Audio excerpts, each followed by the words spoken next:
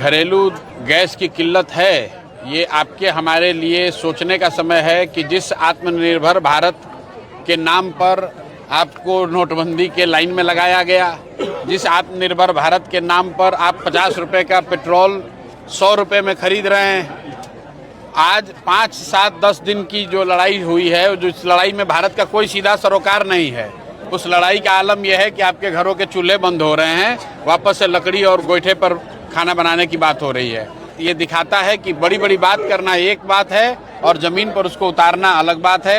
आत्मनिर्भरता की बात, विश्वगुरु बनने की बात, ये सिर्फ स्लोगन में ज़्यादा अच्छा दिखता है। ज़मीनी हकीकत यही है कि देश में एक बहुत बड़ा वर्ग ऐसा है जो कि आज भी अपने जीवन की मूलभूत समस्याओं के लिए जूझ रहा है।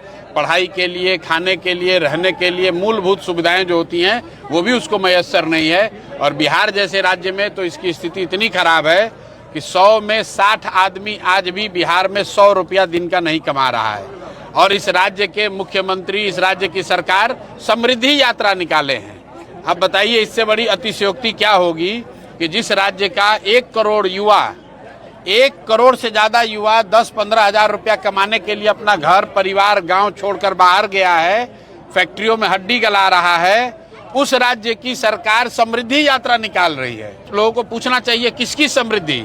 समृद्धि है जो सत्ता में बैठे हुए लोग हैं, जो अफसर है, नेता है, उनके यहाँ समृद्धि है। उनकी समृद्धि इतनी हो गई है कि बिहार के अफसर और नेता अब बिहार छोड़कर, दिल्ली बॉम्बे छोड़कर ऑस्ट्रेलिया और इंग्लैंड में जमीन खरीद रहे हैं, घर खरीद रहे हैं। और जो बिहार के बच्चे हैं वो तमिलनाडु में, गुजरात में आप देख रहे हैं हजारों की संख्या में लोग खाना बनाने के लिए भी वहाँ उनके पास गैस नहीं है। आप देख रहे होंगे ट्रेन में लोग लौट कर आ रहे हैं। तो ये दुर्दशा है देश के साथ साथ, लेकिन हम ज़्यादा जो समस्या है वो बिहार जैसे राज्यों में है।